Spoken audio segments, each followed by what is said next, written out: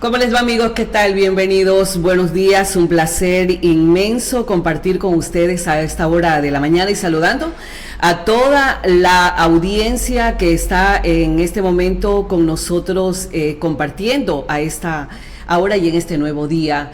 Hoy vamos a hablar de autismo y qué mejor hacerlo con un vocero del Ministerio de Salud Pública del Centro de Salud Brisas del Mar. Lo voy a dejar para que usted mismo se presente. Él es psicólogo clínico y vamos a hablar de un tema súper importante como es el autismo. El autismo que lo estamos encontrando en mayor número, niños de edades desde la edad inicial, tal vez esto se desarrolla más adelante. Bueno, el psicólogo clínico a quien le damos la más cordial bienvenida en esta mañana será el encargado de comentarnos la situación real que estamos viviendo hoy en día acá, no solamente en Machala, sino en la provincia de Loarno. ¿No recuerda su nombre, psicólogo? ¿Cómo Bienvenido. está, Dayane? Muy buenos días. Mi nombre es Carlos Aguilera, soy psicólogo clínico del Ministerio de Salud Pública, específicamente del Centro de Salud Brisas del Mar, del tipo C, pues, y gracias a ustedes por el espacio. Siempre es importante esto, pues, que nuestra comunidad conozca sobre todos estos procesos que se tiene, más aún hoy en día, pues, que el autismo es una condición que está más presente en nuestra sociedad. Perfecto, doctora Aguilera. ¿Se ha incrementado el número de niños con autismo? ¿Es lo que ustedes han podido, según el análisis, las consultas que reciben a diario en la ciudad de Machala, en la provincia y en el país? ¿Qué es lo que nos dicen las estadísticas? Sí, por supuesto. De hecho, es muy notable. Hablando puntualmente a rasgos leves, se podría decir que al menos por semana tenemos atenciones a niños y niñas que tienen este tipo de trastorno. Podríamos decirlo a leves rasgos, unas 3 veces o 3 pacientes semanales, considerando de que somos pues casi 11 centros de salud, considerando no solo pues cuántos serán a nivel de provincia, a nivel país, pero sí hay una connotación elevada de casos que han sido más presentes hoy en día. Podríamos decir a partir de la pandemia para acá adelante, en estos últimos 4 años ha existido una estadística mucho más alta. Podemos decir que el mismo hecho de tener el COVID o bien la vacuna ha sumado a que existan más niños con autismo. No en sí la vacuna, pero sí es importante destacar que el encierro en el cual nosotros tuvimos por este proceso de la pandemia sí desencadenó, por ejemplo, madres embarazadas con problemas puntualmente a nivel emocional. Siempre creemos que hay un desajuste emocional que es preponderante para que un niño o niña desde su nacimiento pueda ir formando, que aún clínicamente, científicamente no es comprobado, pero es un factor común. ¿Qué pasa? En consulta, cuando tenemos, por ejemplo, la atención a pacientes que van para solicitar el carnet con discapacidad, el autismo está dentro de la discapacidad psicosocial y como tal es sujeto a calificación el paciente que viene con estas características. ¿Qué pasa? Siempre investigamos pues los antecedentes personales de la mamita y siempre nos refieren, bueno, yo en mi embarazo tuve complicaciones porque pasé problemas emocionales, el encierro que tuve durante la pandemia me afectó demasiado, estuve muy estresada, estuve muy nerviosa, acarrean, por ejemplo, qué problemas familiares con mi pareja, que una situación económica de la cual no podía mejorar, y muchos niños donde sus madres han pasado por este tipo de procesos coincide de que pues llegan a tener este tipo de diagnóstico. Es una condición neuronal, entendemos, por ¿cierto? supuesto. Pero para poner en contexto, ya muchísimos padres de familia y madres de familia conocemos su realidad, situaciones críticas en tener este tipo de condición sus niños, pero para conocimiento de la ciudadanía, ¿a qué llamamos un paciente con autismo? Perfecto. El autismo en sí es un trastorno del neurodesarrollo que afecta puntualmente a la interacción y la comunicación social. No solamente eso, sino también al comportamiento que puede tener un niño que tarde o temprano se convierte en un adulto y va a ser una condición permanente. Ya, eso es importante entenderlo. No es como una enfermedad médica de base que al final del camino con un tratamiento medicamentoso o los recursos que se pueda implementar va a dejar de tenerlo, no. Uno, es una condición permanente. 2, es importante y siempre hacemos este mensaje con hincapié en la ciudadanía, no es un retraso mental, no es una condición que afectará su cognición. ¿Qué quiere decir? que el niño o niña con autismo puede desarrollar una inteligencia completamente normal siempre y cuando pues el padre o madre de familia trabajen en la estimulación adecuada y en los procesos terapéuticos adecuados para que este niño, cuando vaya creciendo y vaya desarrollando, no tenga ninguna dificultad cognitiva. Pero en sí, como lo decía, es una condición del neurodesarrollo que afecta a la interacción, a la comunicación social y sobre todo pues a los procesos conductuales. Muchos niños, por ejemplo, tienen dificultad para interactuar con otras personas, para comunicarse como tal, no pueden mantener o establecer relaciones sociales sólidas. Muchos, por ejemplo, presentan bajo control la frustración. Es normal que un niño presente berrinches, pero como padres estamos en la funcionalidad de poder regularlos. Muchas veces los niños con autismo no comprenden esta situación por la dificultad en la comunicación y no saben cómo canalizar su frustración. En ellos va a ser mucho más contundente este tipo de sintomatología y ya pues obviamente con los procesos y síntomas y signos que se evidencian en su neurodesarrollo se puede identificar como un diagnóstico del espectro autista. Respecto a esto, ¿cuáles son los signos? Ya, perfecto. ¿Cómo identificar y reconocer a un niño con este problema de autismo, con esta condición? Ok, siempre es importante eso, como le decía, apostamos a la identificación temprana y no lo digo como psicólogo, lo digo también como padre de una niña de 2 años, donde también uno tiene que ser consciente a los procesos del neurodesarrollo. Para no hacerlo tan técnico, no usar tantos tecnicismos, todos los niños hasta cierta edad deben de desarrollar factores propios de su neurodesarrollo. Un niño, por ejemplo, a los 3 años, cuando lo pone boca abajo, ya debería tener control cefálico. ¿Qué quiere decir? Perdón, a los 3 meses ya debería tener control cefálico, levantar su cabecita mientras está boca abajo. Un niño a los 6, 7 meses ya va desarrollando sus primeras palabras, papá, mamá, teta. Pero ¿qué pasa? Hay mamitas, papitos que estamos en casa con nuestros hijos y nos damos cuenta de que no están teniendo este tipo de desarrollo normal. Ya el niño a cierta edad ya empieza a caminar y hay condiciones puntualmente que son muy evidentes. Específicamente hablando de los niños que tienen ya este diagnóstico, es muy común la caminata en puntillas. Es normal en un niño que camine en puntillas en su etapa exploratoria para saber, bueno, hasta dónde puedo alcanzar.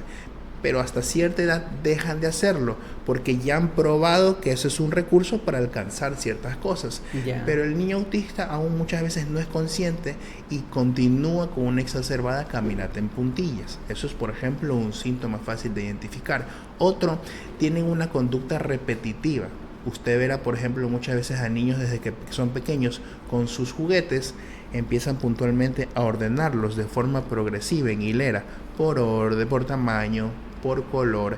También es algo identificable porque si bien es cierto, los niños a esa edad en etapa exploratoria no tienen un orden, un juego configurado como tal. Por eso si usted ve, los niños pequeñitos desarman todo. O sea, significa que un niño autismo tiene, o sea, podríamos decir una inteligencia única.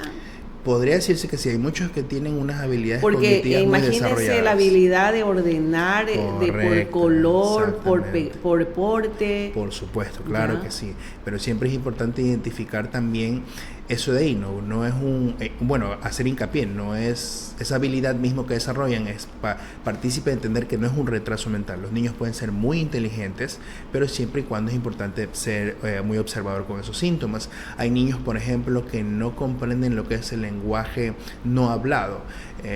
Si yo, por ejemplo, a usted o empiezo a hablar con un niño y ya más grande y empiezo a inferirle de que, bueno, ¿a dónde te vas, mamá? ¿A dónde vas, papá? Si puedo hacer esto.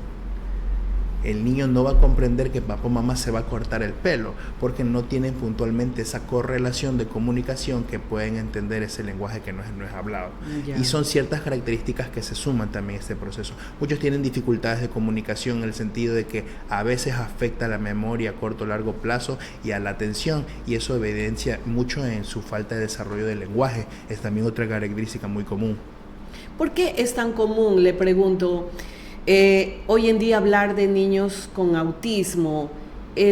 No había tal vez los especialistas o no se identificaba este tipo de condición neurológica, porque se habla también de personas mayores que de repente se dan cuenta de que han tenido un cierto grado de autismo.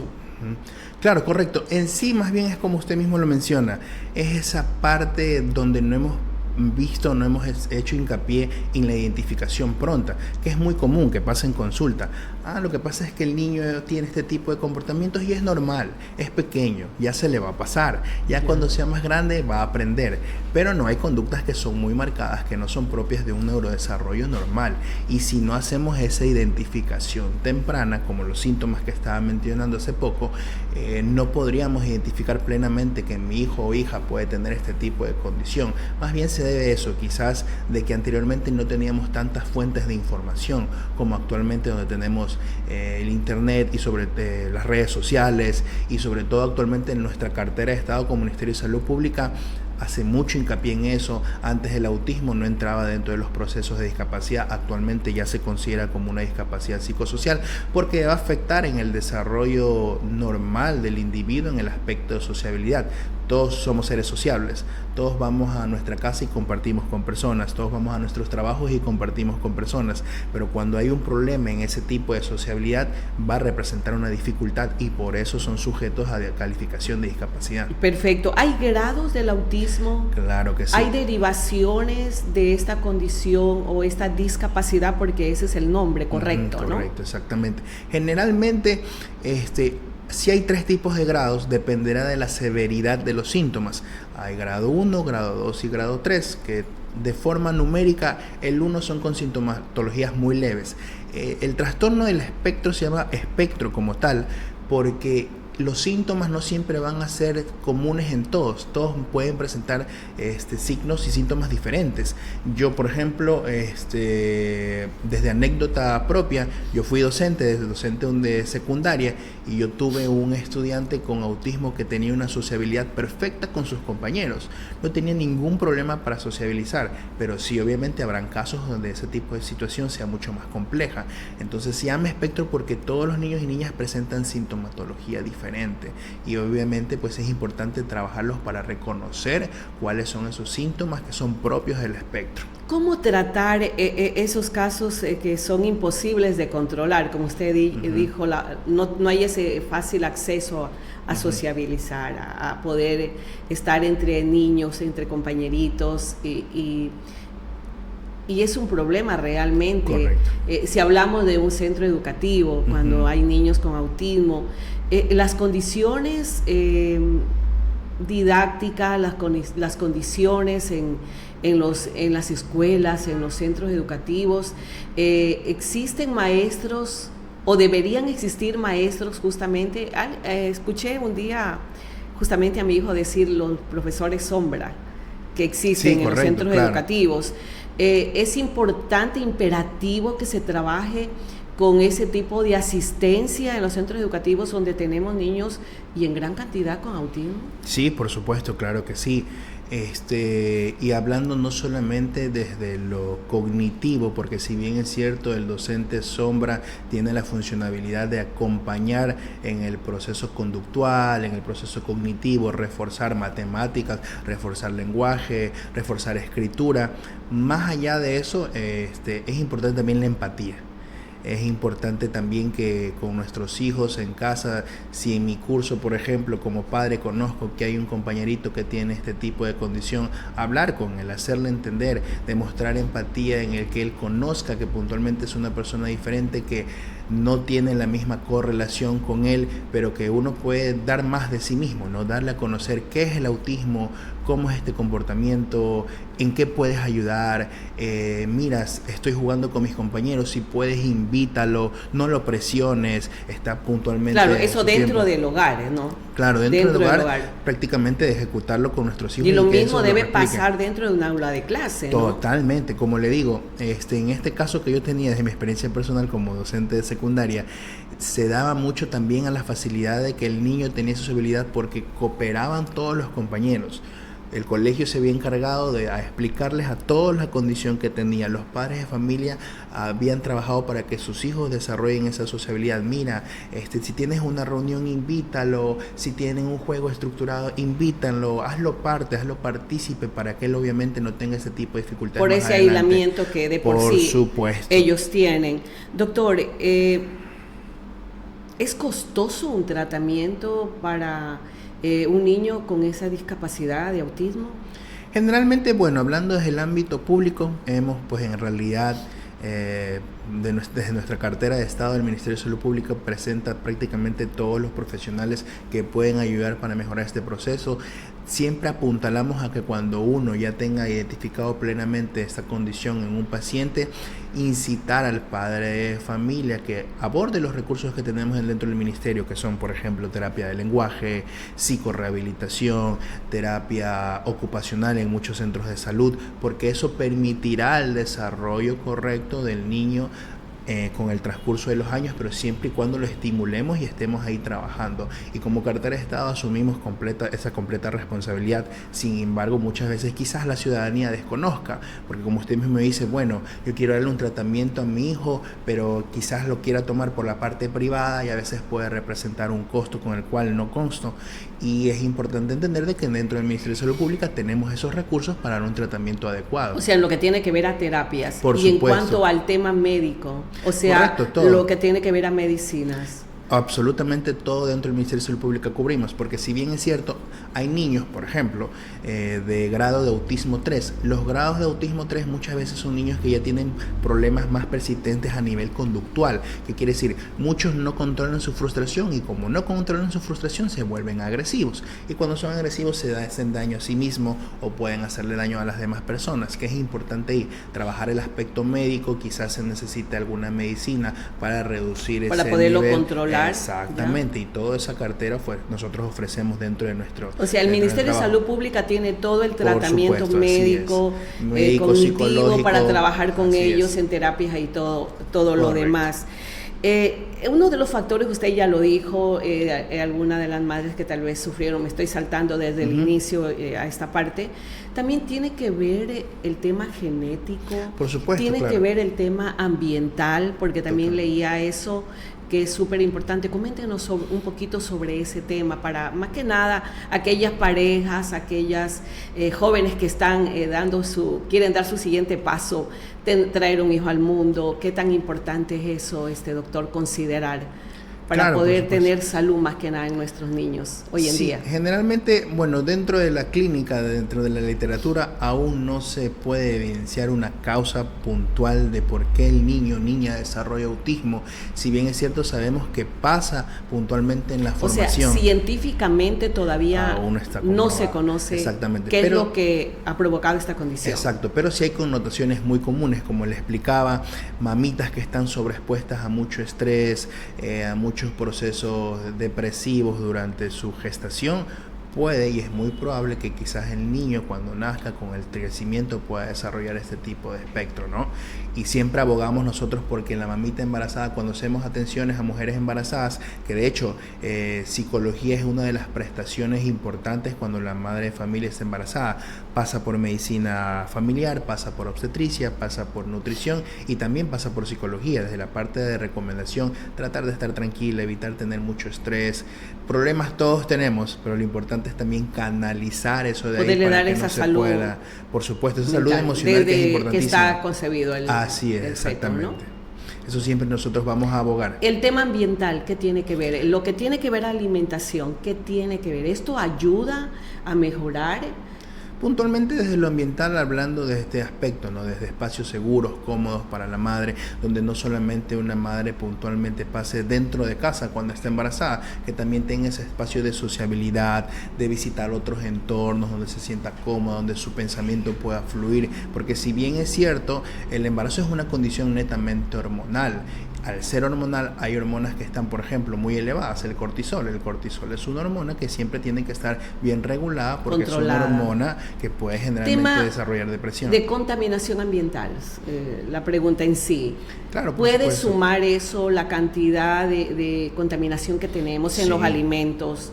La contaminación electromagnética, la contaminación con todo lo que es nosotros somos una provincia totalmente productiva, camaronera, bananera, vemos a la cantidad de avionetas que están fumigando a diario muy cerca de acá. Todo eso puede sumar a esta condición de salud de los niños con autismo. Claro, más que por factores puntualmente biológicos se asocian puntualmente al proceso de que una madre de familia que vive, por ejemplo, en el campo donde hay una avioneta constantemente que está liberando químicos para esto de aquí, una madre al saber eso, bueno, pongo en riesgo la vida de mi hijo, se puede llenar de una situación de estrés, este estrés le produce ansiedad y esa inestabilidad emocional es la que puede desarrollar. O sea, puede sumar a eso. Exactamente. Podría ser uno de los condiciones factores ambientales que van a desarrollar puntualmente una condición emocional y eso pueda generar que mi hijo pueda desarrollar. Claro, aunque usted lo ha dicho, todavía no hay una investigación que nos diga que eso es lo que está generando el autismo. Correcto, pero siempre se Y en el tema alimentación, ¿hay una alimentación adecuada para poderles dar a los niños que tienen esta condición de salud? Bueno, en cuanto a alimentación, creo lo común que una madre puede, mientras esté embarazada, comer, ¿no? Alimentación saludable, frutas, verduras. Porque hemos escuchado químicos. que el azúcar es totalmente prohibido para estos niños. ¿Qué dice usted respecto a eso? ¿Qué conoce? Bueno, más que todo, a todo niño, no solamente a ellos, una alta cantidad de azúcar, como siempre lo decimos, todo en exceso siempre va a ser malo. Y un niño que tenga este tipo de condición, al igual otro niño con una exacerbada cantidad de azúcar, si un niño que no tiene una baja capacidad de controlar su frustración, que no tiene ningún tipo de problema, es a veces complejo cuando tiene una sobrecarga de glucosa, sobrecarga de azúcar, va a estar su actividad y su atención más exacerbada, no se diga un niño que tenga este tipo de dificultades, va a generarse aún más en su cuadro y va a ser mucho más connotable, ¿no? Doctor, ustedes como Ministerio de Salud Pública, con esto quiero cerrar, ustedes están trabajando en la capacitación, en la ayuda psicológica con los padres. Por supuesto, claro que sí. Porque me imagino, como usted mismo lo ha dicho, hay de diferentes categorías en el tema de autismo. Unos son más tranquilos, otros son más hiperactivos. Entonces, definitivamente conocemos de muy cerca a padres que están desesperados de no poder controlar a sus hijos, no saber cómo ayudarlos, cómo poderlos mantener quietos. ¿Qué es lo que están haciendo ustedes como Ministerio de Salud Pública justamente para ayudar a la sociedad y especialmente a estas familias? Claro, nosotros, puntualmente como Ministerio de Salud Pública abogamos siempre a la detección temprana. Si yo ya puedo identificar que mi hijo puede tener ese tipo de dificultades, como padres es importante que llevemos a una consulta, que los abogamos por ir más allá. Es importante también identificar la identificación siempre va a ser primordial.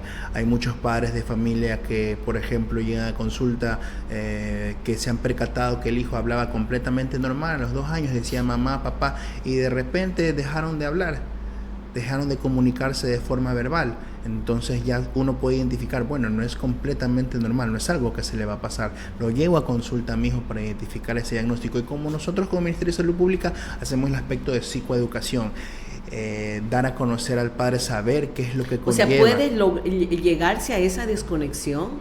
Sí, generalmente en el autismo hay algo que se llama regresión. Hay algo que puntualmente afecta en la memoria y la capacidad del habla, porque es un espectro que afecta puntualmente en la comunicación. Hay niños que, por ejemplo, dicen mamá, papá, ya tienen un lenguaje mucho más estructurado y dejan de comunicarse, dejan de hablar, se empiezan a señalar. Y eso es una característica evidente porque un niño presenta una regresión.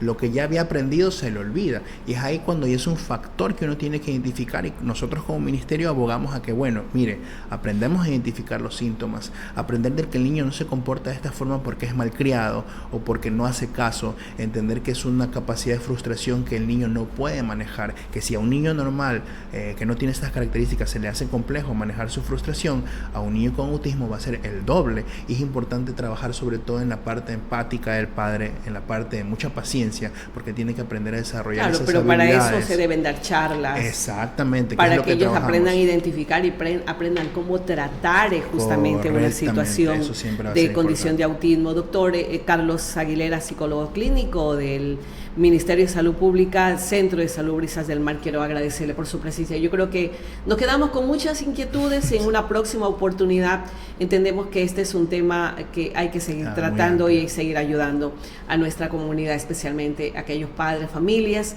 que tienen niños con esta condición como es el autismo. Gracias por acompañarnos. Muchas gracias a ustedes por este espacio. Siempre, como les decía, es importante para que nuestra comunidad conozca un poco más de esta condición, pues que siempre es bueno hacerlo para el entendimiento de todos. Muy amable, muchas gracias al psicólogo clínico, como lo dijimos. Cerramos este espacio y regresamos enseguida. Estaremos dialogando con el alcalde del cantón Marcavelí, el ingeniero Johnny, se me escapó el nombre de Johnny, Dios mío.